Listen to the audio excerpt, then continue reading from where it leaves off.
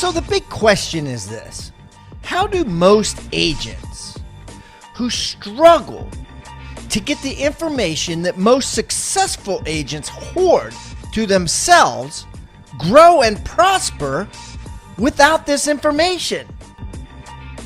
That's the big question, and this video cast is the answer. Welcome to Real Estate Rockstars. I'm your host, Pat Hyben.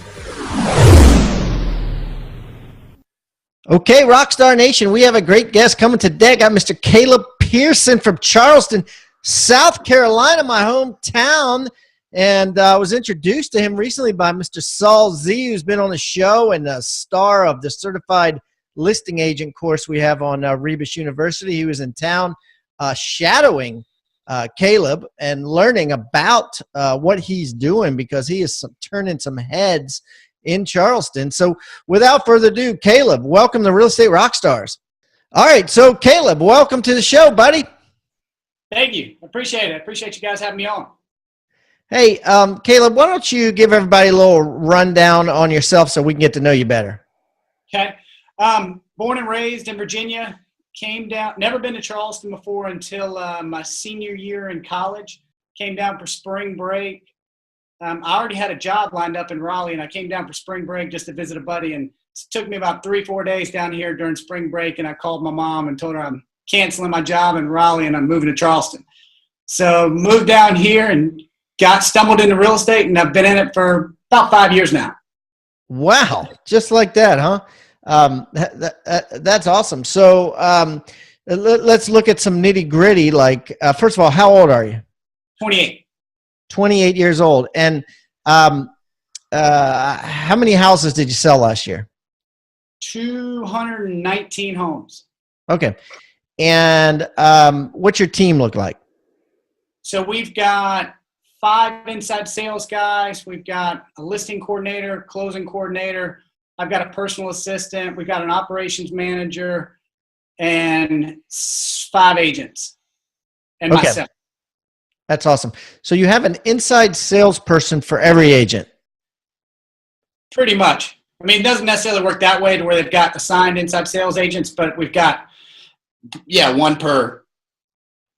Okay, cool. And where's most of your business coming from?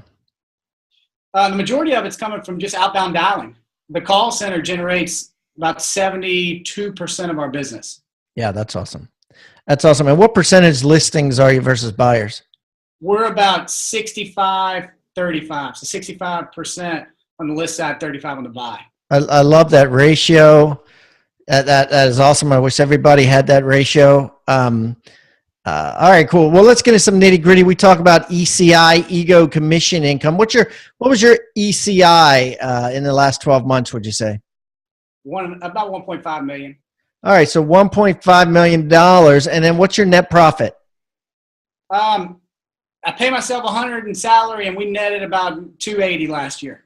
Okay, so let's say $380. So that would be about 22% or something like that. So okay, so that's improvement.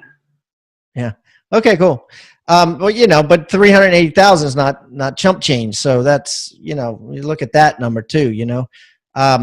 Okay, cool. So let's talk about this. I want to talk about like prospecting. What does that mean? You got 5 people. Are they all doing outbound lead generating or some of that inbound? Talk to me about that. So all of our ISAs do completely outbound. We just changed it to where we've rerouted some of the inbound leads to them as of like last week. So all those numbers are based strictly off of outbound dials. They do about 250 a day per inside sales guy. And then all 5 of our agents call as well. They get out about 100 dials a day. So we've really got about 10 people outbound dialing every day. 10 people outbound dialing every day. Okay. Who are they outbound dialing? First of all, first question is, who are they outbound dialing? Expireds, for sale by owners, internet buyer leads, old rental leads, 30, 60, 90-day late on mortgage leads, people that bought in 2012, which was the absolute bottom of the market, so they've got a bunch of equity in their homes. But we try to warm all the leads up before. We don't just put them on a cold dialer and let them cold call through neighborhoods. The leads have some sort of substance to them before they get them. Wow. Okay, so I want to hit those one at a time, get some meat and potatoes here. So, okay, so tell me about old rental leads. So we found that, well, what we do is we go back about 8 months and look at homes that have been rented 8 months ago and pull that list and then run them for phone numbers and then give them to the ISAs. What we find is a good portion of those people are coming up towards the end of their 12-month lease, and then we're working them to the listing period. So we take a lot of listings over the phone that are basically people that own investment properties, and we never meet with the client. We basically just coordinate getting the tenant out and getting pictures done and making the transition to have it on the market either right before the tenant moves out, so they're not making extra mortgage payments, or right after the tenant moves out. All right. So, and what does the script sound like for that? So we just call and just say, hey, Pat, this is Caleb Pearson with RE/MAX. Do you still own the property at 123 Main Street? Yes. Okay, I see that you rented it out about 8 months ago, and I was just following up. I was just calling you to see what your plans are with the house at the end of this lease. You're probably going to release it. Probably going to rent it back out? Yeah, rent it back out to the same guy, hopefully. Okay. Do you obviously, or do you know what the house is worth in today's market? No, I don't know. No. Okay. Well, then we'll roll into trying to get a free market evaluation over to them and try to find out what their target number would be to get them to sell it. A good portion of those guys are surprised at how much the market's appreciated from 8 months ago. And where are you getting these leads from? We just screen it. We go into MLS and pull all of the rentals that have gone through the MLS. That'll be, let's say, usually we try to look at 6 to 9 months back and pull all of those and then load them in and get phone numbers through Vulcan 7 and then get them out to the Do you ever get any kickback from the agents who think that it's a given that they're going to list with them because they rented it for them? Oh, all the time. I'll tell you the biggest objection is, well, I think in our listing agreement or our lease agreement, it said with the property management company, it says that we have to list with that company. Yeah. The main one. And what do you say to that? It really depends. I mean, obviously we want to see a copy of the contract, but they can't legally tie them into a binding listing agreement with the lease agreement. Yeah. And usually it says that if the tenant that's living in there buys it, that a commission is due. It doesn't say will list with us for sale. It could, but it probably doesn't, because then you got all kinds of provisions and stuff that would be in a listing agreement, that you could not agree with. Correct. I'll tell you, and my guys are really good about handling that objection and then convincing the seller that the property manager specializes in what? Property management. Yeah, right. Now, we specialize in sales. We did 220 sales last year. Where do you think our focus is going to be when we take the listing? Where do you think the property manager's focus is going to be? They'd obviously rather put a tenant back in and collect a check every month than to go ahead and sell it in that cash flow end. Yeah. And the truth of the matter is, without even having to say I'm generalizing, is most property management companies, they don't make good, agents. They don't make good listing agents. They're good at rentals and stuff. And they're not going to be as aggressive and do services like you would. Exactly. Yeah. Okay. So, and then the other thing you said, they caught my attention. I forget already. So you said old rentals. What else? For sale by owners, expireds. They're always top of the list. Old expireds. So we've got a huge database of all the old expireds that we've loaded. How far back do you go? We've probably got back to 2004, I'd say. Wait a minute. So you're going back 13 years, and then you're cross-referencing them, obviously, to make sure they haven't sold in 13 years. Exactly. And okay, so what's the script like if, let's say, I'm calling expired, it's like 7 or 8 years old? Just, hey, Pat, I know you had the house on the market back in 2010. I was just calling to see when you're looking to sell your house at 123 Main Street. Just like that. And go ahead. Okay, yeah, that makes sense. And then what about these people that bought in 2012? First of all, how do you get a list of everyone that bought in 2012? Just go in MLS and pull January 1, 2012 through December 31st, 2012 closed, and that will you can pull the entire list. And then what system do you use, or do you have an assistant, or so who takes that address list and turns it into phone numbers, that sort of thing? So my cousin works for me, and he's gotten pretty good at it. He's gotten good at he loads them into Vulcan 7, and they pull the numbers for it. Just like that. Okay. What other software are you using that's helping you be such a prospecting machine here? We run all of our leads through Commissions Inc. So that's our CRM. So we load buyer and seller leads into there, and that's where all of our guys work out of. I want you to think about the word toolbox. What is a toolbox? A toolbox is a box full of tools that you use to build something great. At Real Estate Rockstars, we've created our own free toolbox. So everybody that comes on the show as a guest brings a tool with them, and we plow them all into this toolbox, and we give it away for our viewing audience to basically use as they wish. Everything we put in there is an actionable item that can be downloaded, can be printed, can be used immediately.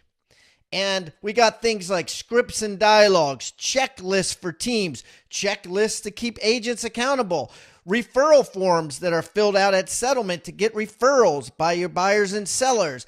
Everything you could think of that you could use on a regular basis about real estate is included in this toolbox. And it's helping agents worldwide sell more houses and make their jobs a lot easier and processes much more efficient.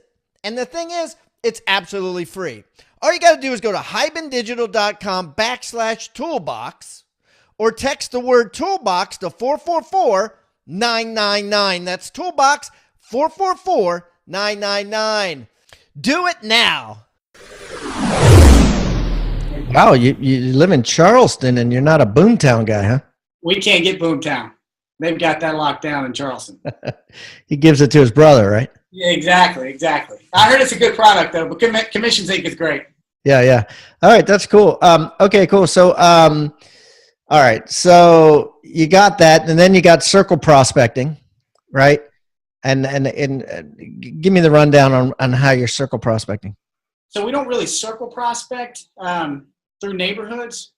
There's I think we've got 42,000 seller leads in the database. So, I mean, that's more than 5 people can work through. So those guys, they circle prospect. I guess you call that circle prospect. Where do you get 42,000 seller leads? All the old expireds and all the old for sale by owners and all the old, and then the 2012 people that bought in 2012 and all the old rental leads. There's about 40,000 of them in the database. So they've got more than enough leads to call that they don't necessarily have to call through neighborhoods. And then like what's a typical day look like for your ISAs? I'm going to ask you about your agents next, but first of all, for your ISAs, tell me how that works. So they come in and they'll hit the sale by owners and expireds first, usually. Then they'll hit any leads that weren't contacted from the day before, and then they'll get into their follow-ups. But most of my ISAs have about 100 follow-ups a day. The people that have been with me for over a year. Okay. 100 follow-ups a day. And then like, do they have minimum standards of a certain amount of people that they need to talk to? What's going on there? Yeah, so they need to make a minimum of 250 dials a day, and they need to have spoken to at least 40 people is the goal. Okay. And then Vulcan 7 shows that, right? It'll show Marge spoke to 38 and Cynthia spoke to 12, right? Yeah, as long as they're on the dialer. I don't like for them to single dial, basically pick the phone up and just hand dial them, because then I can't track it as well and I can't see what they're doing. So I try to keep them on a dialer, whether it's on Commissions Inc. or on Vulcan. Okay. And how do they get paid? They get paid 17.5% on the deal. Okay. That's it, right? So they're straight commission. 100% commission. I've tried the salary and I haven't done very well. I just haven't found the people that are as hungry when I put them on a salary. And then who's more powerful in the hierarchy of your company? Meaning, is it the agents or is it the ISAs? Meaning, do the ISAs then get to choose which agents they give the leads to, so they ensure that they get paid, by giving it to the best agent for the lead, or are the agents in charge of the ISAs and thereby telling the ISAs what to do and that sort of thing? The ISAs pick where the lead goes. So if they have a favorite agent, they could just funnel all their leads to that favorite agent. Yeah, in essence, they want to. Yeah. But the agents work their own deals too, and they work their own leads. Like I said, they call a good bit. So, I mean, there's business for everybody. Yeah, no, that's great. Okay, now talk about the agents. How do you work your agents? Okay. So I've got one listing agent that goes on anything. So I still go on quite a bit of listing appointments. I go on anything over, I'd say about 300,000 usually, unless it's a past client. And then we've got a guy that goes on anything that I can't go on if I've got conflicts in the schedule, and anything under that the ISA send them on. And then I've got a couple buyers agents that they work their own leads. They all get Commissions Inc. buyer leads that come in through the internet, and they work them pretty hard, and then they take anything that the ISA set them up on. Wow. Okay. And how do you pay them? Depends on how the deal's done. So they usually get, the majority of their deals are 50 cents on the dollar. So let's say that your ISA calls somebody of these 42,000 in the pool and they get 17 and a half. What does the agent get? Comes out of the agent's side. So the agent will get 32 and a half. Yep. And then there's 50 left for the company. That's a pretty good model. And the only thing you're paying for really is the technology, the Vulcan 7 and the Commissions Inc. You're not paying, you're really not paying, you're not taking a lot of risk there. You know what I mean? Which is great because that's more profitable for your 50%. Very good. Yeah, we've had to work on that and make changes over time. I know one of the questions you prompted in the email you sent me the other day was, what could I give as far as advice to a new agent? Yeah. Get your splits right before you start. I started with paying people like 60% on some deals that were slam dunks and paying the listing agent to run out and get paperwork signed 50%. It just doesn't make sense. Yeah. A lot of people make that mistake. They go out and think they're a general brokerage or something, and they're going to pay their buyer agent 70% and keep 30%. And, at the end of the day, it's just the juice is not worth the squeeze, It doesn't make sense financially, especially when you've got 4 admin staff to pay for and right. desk fees and, Remax fees. You know how it works. Right. Yeah. It's silly. Okay, cool. So talk to me about the listing appointment. Like what is your listing appointment like? Is it a 1-step listing? Is it 2-step? How long does it take? That sort of thing. It's a 1-step listing appointment 95% of the time. The goal is to get the listing while I'm in the living room. I do the same thing every single time, no matter the price point, no matter where the house is, same listing presentation, same marketing pitch. Takes me 45 minutes and I'm hopefully in and out of there, 45 minutes presentation, 15 minutes paperwork, and out of the door within an hour. And what's your presentation like? I basically break it down, and I got coaching through NAEA. Yep. Jay Kinder, Mike Reese, and break it down into their 7 laws and just go right through it. What are the 7 laws? Expertise, differentiate what we do to differentiate ourselves. What do we do to market the home? How does our buyer lead system work? Those type things, and then we try to get into price at the end. Okay. All right, very good. And so talk to me about a time where you got beat by a new agent, right? Or an agent that was smaller than you in some sort of way. And I'm just curious, or maybe a solo agent without a big team. Can you recall an incident like that? Yeah, about 2 weeks ago. What happened? $60,000 commission. It was a $2 million property out on Isle Palms at the beach. It was a past client that referred me to them, and I short-stepped it and didn't go through our entire process of pre-qualifying the listing before going out there, and went out there and didn't do my full presentation, more just talked about price because I thought it was a slam dunk. They didn't sign paperwork with me when I was there, and 3 days later it was popping up on MLS. So there you go. So don't go, if you skip a step, it can cost you some change. And so the agent was a newer agent, didn't sell as much, huh? She sold 4 homes this year. And so what do you think she did? If you're looking back, and I know sometimes it's hard to tell, but what do you think she did to beat you? And what we're trying to do is learn from this, right? So like if someone's learning, like if someone says, I want to be, David and Goliath, and I want to beat the big guy, which she did, she kicked your ass, right? Give us advice. Like, what do you think she did? How did she beat you? No, I think she went over and actually sat down and spent the time with them, built rapport probably more than I did, and went through a full presentation. And I just assumed that I was getting it and took the, I guess, half-ass approach and didn't get it. Yeah. I don't lose very often if I go through the whole process. Yeah. Yeah. That's the thing. I think sometimes we also lose track of, like you said, a $30,000, $60,000 commission or whatever, you lose track of, in my opinion, you get a $2 million listing. Yeah. Those are the ones you want to do a 2 or 3 or 4 step on. Those are the ones you want to spend all your time in, because, if you give the same presentation, which you probably did, or less than you do a 250, it's just not logical, right? It's,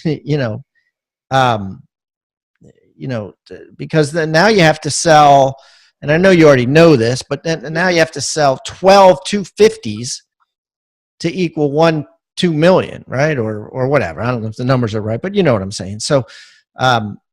So yeah, so that's interesting. Well, thanks for being candid and sharing that. I appreciate that.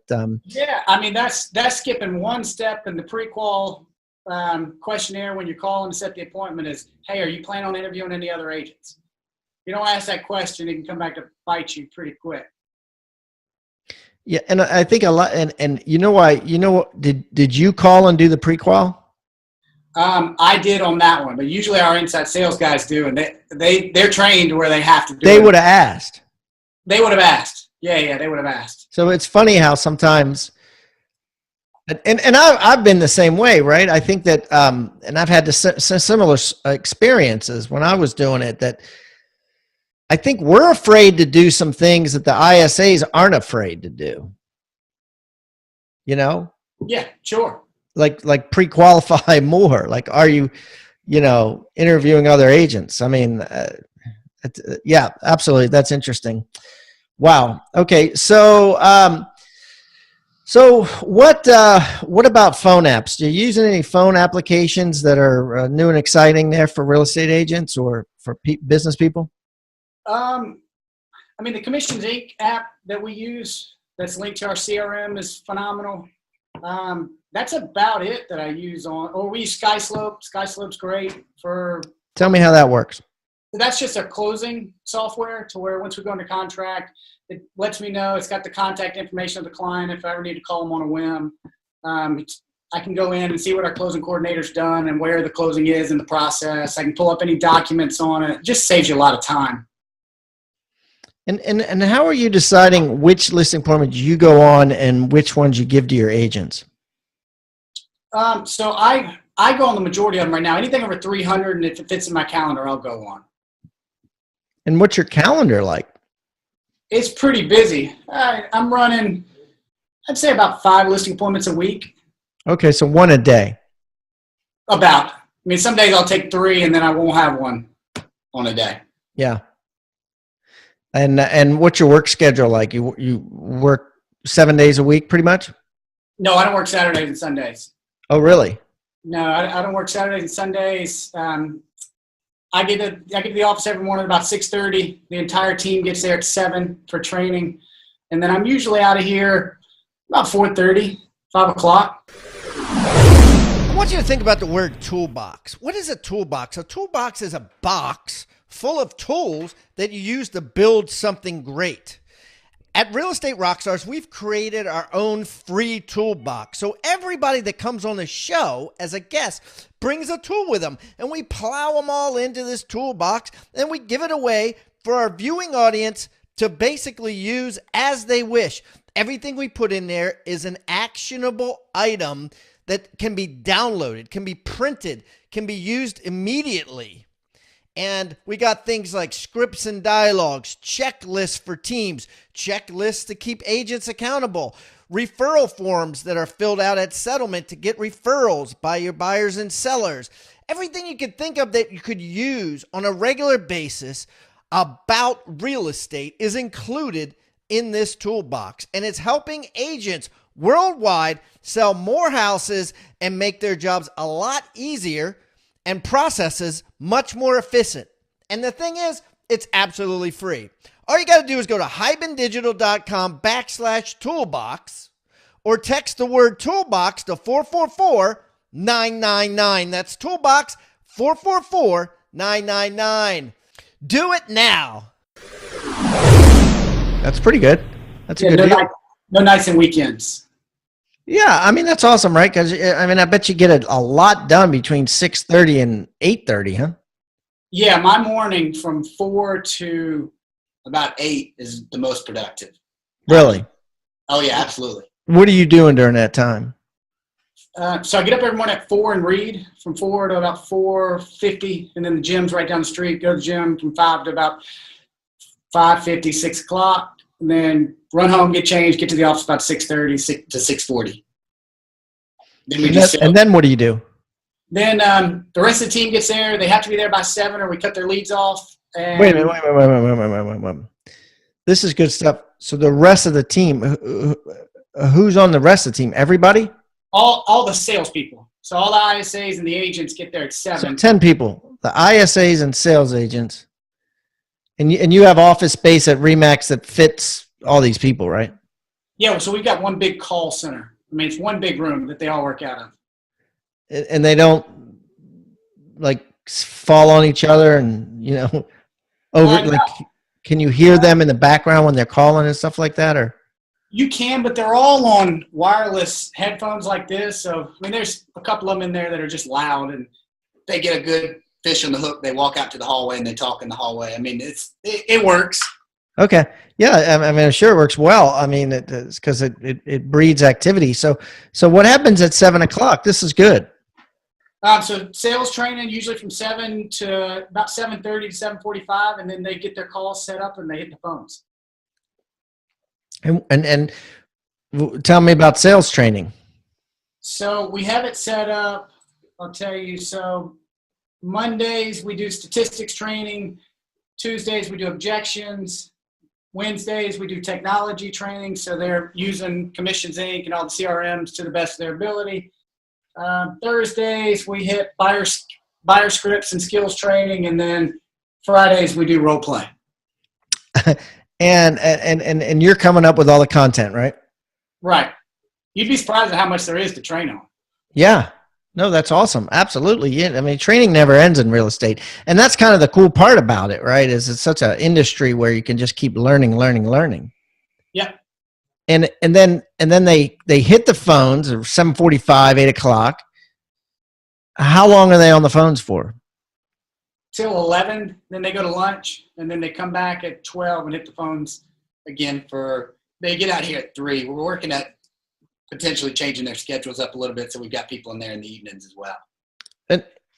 And then, yeah, I guess that would make sense, because if everyone left at 3 and someone called in, but when do they do appointments? So the ISAs don't run any appointments. Okay, right. The agents, we try to keep all appointments, so we block out 8 to 9:30. So we try not to set any appointments before 9:30. That way the agents are in there every morning, at least getting in A good hour and a half of prospecting. And how do you I know how you keep the ISAs accountable, because it's all registered on Vulcan 7. Is that how you keep the agents accountable as well? Or how do you track all this stuff with the agents and, with the agents? Yeah, that's all trackable through. So the agents usually work out of commissions Inc. So that's all trackable. They're on the dialers. I can see how many dials they made that week, how many texts they sent out, how many emails they sent. So we stay on them about that. Okay, so everything's there. And all right. So what is something that agents out there are doing currently, right? We'll go back to this analogy where you look at it and you don't think the juice is worth the squeeze, where you think it's a waste of time. I think real estate agents spend too much time on social media first, early and often. So like people that are new in the business, I think they spend way too much time trying to market through social media. When picking the phone up and getting belly to belly, you'll do more business from door knocking than you will from social media early on in your career. Yeah, absolutely. Yeah. Yeah, because you get sucked in. I mean, everybody gets sucked in, right? Exactly. It's almost like you should do that at the end of the day, right? And then it gets sucked in while you're in front of the television so that you're not like killing any real productive time, you know? Exactly. Yeah, I just don't see social media as being real productive. I mean, I've got somebody else that runs my social media for me now, and we get a good bit of business from it, but I just think it's a huge time suck. So tell me about cell phones versus landlines. Like, are you finding what percentage of the outgoing calls that you're doing are using or you're tapping into people's cell phones? Probably 90%. 90% now. Yeah. Yeah. And are your people sending texts too? Yeah, text is killer. Text is really killer. My best ISA does really well from text. Like, what does she send? Like, why is she doing so well with text? What we found is just, especially the younger generation, is a lot more inclined to respond to a text than they answer a phone call with an unknown number. Yeah. I don't answer any call nowadays unless they're in my phone book. And I know other people that do the same thing. You know what I mean? Because all it does is get you frustrated. So what, like, can you give me some exact examples of people, if someone listening in Tupelo, Mississippi is like, okay, I want to send out a test this week and send out 20 texts. What advice would you give them to send out? I'll tell you what I wouldn't send out is, hey, this is Caleb with Remax. I was calling to see how I could be of service, because you're going to send 20 and get 0 responses. I would send out, hi, is this Pat? And that's all I'd send. And you're going to get about probably 18 out of 20 people respond to you then. And once you've got them hooked and they respond, they're a lot more inclined to carry a conversation with you. Right. So, hi, is this Pat? And I go, yeah, who's this? Yeah, this is Caleb Pearson with Remax. And then I'd get into basically the same script that I would do over the phone, depending on the type of lead. Huh. Yeah. And then you just be like, hey, this is how I got your number, or this is why I'm calling you, or whatever, but you're just texting it. And then you're.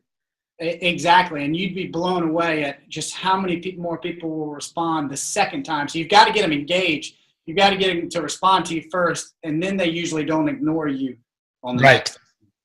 Yeah, right. I mean, no, 100%. And I think that people underestimate how good texting can work now, right? I mean, I think it could work. It's very possible. I bet that the response rates are so much better at texting than they are phone calls, certainly emails, really anything else. Yeah, it's not as invasive, and people are, especially buyers that are a couple months out or a year, 2 years out, they're a lot more inclined to respond to a text message than they are to have a phone conversation with you. Yeah. It's easy to do, right? It's like, no, I'm good, Caleb, thanks, or whatever, because they still have that anonymous shield. I mean, and so then what is the goal of the ISA at that point? Do they try to, get them to come into the office? Do they try to schedule a phone call? Like, at what point do they move it up the ladder? The goal is always to get the client in the office, buy or sell. I mean, we would love to we prefer in-office appointments all day long on the buying or selling side. They're not as emotional on the selling side when you get them in the office. And on the buy side, it really shortens the purchase process. If you can get them in, get them pre-approved, get buyer agency signed, get rid of all the houses that they don't want to look at before you start getting in the car and driving all over Charleston. Yeah. I love that. Well, listen, Caleb, let's wrap this up with our flagship question, and that is this. If I put you on a TV reality show with about 9 other agents, right, and I gave each of the 9 agents $1,000 and a laptop computer, let's say, and a cell phone, and I gave you all 90 days on this island. Now, the cool part about this island is there's a lot of commerce. There's houses being sold. People are doing things, but all 10 of you know 0 people. You're starting fresh, pretty much kind of how you started fresh when you came to Charleston, on spring break, and then you came back and you became an agent. So whoever sells the most houses in 90 days gets $1 million. How are you going to win this show? Good question. I think that's where I'm most lethal is with the least amount of resources, because that's how we build our whole business, is just picking the phone up and getting after it. Just cold calling from the start. With $1,000, I can buy a good data set, a good strong data set, and I can do a good bit of transactions with this. Just as what data set would you buy specifically? I would work solely expires and first sale by owners. Okay, so that the ROI is the highest there. It seems like By far. Okay, good stuff. And one of the things that you offered for us to put in the toolbox, we have a toolbox. Everyone that comes on the show gives a little gift, and we put it in a toolbox for all the Rockstar listeners to listen to, is a FSBO script. Is that right? Yep. Tell me about this FSBO script. It's really it's building rapport. And it doesn't matter what type of objections are thrown at you, which you'll see in the script. It's just asking the right questions to build rapport, and then getting down to what's most important to them, which is always the money. And then if I can show you a way to net you more money, when can we get together? That's awesome. So I'm going to put this on hibandigital.com/Caleb P. That's hibandigital.com/Caleb and the letter P, CALEB and the letter P. And I'm also going to put it in the toolbox on hibandigital.com/toolbox, or text toolbox to 444-999. Caleb, listen, we definitely got to spend some time together. I go to downtown Charleston to the Core Power Yoga down there on King Street pretty much twice a week. We'll definitely get together maybe and break some bread in the future after I do some yoga. You tell me where to be, and I'll meet you there. All right, brother. Have a great day. All right, thanks, Pat. Take care, buddy. Thank you for watching Real Estate Rockstars. Please give us a review wherever you're watching or wherever you're listening. We eat feedback for breakfast, and I don't care whether you give me a 1-star review or a 5-star review. I just want the review. I want to know what we're doing right and what we're doing wrong. Would love to improve things. Hey, and listen, please subscribe. The more subscribers we get and the more reviews we get, the better guests we'll get for you in the future. Feel free to reach out to me anywhere on social media. Just type in my name. I'm everywhere, and I look forward to meeting you in the digital world. Have a great day, and thanks again for listening to Real Estate Rockstars.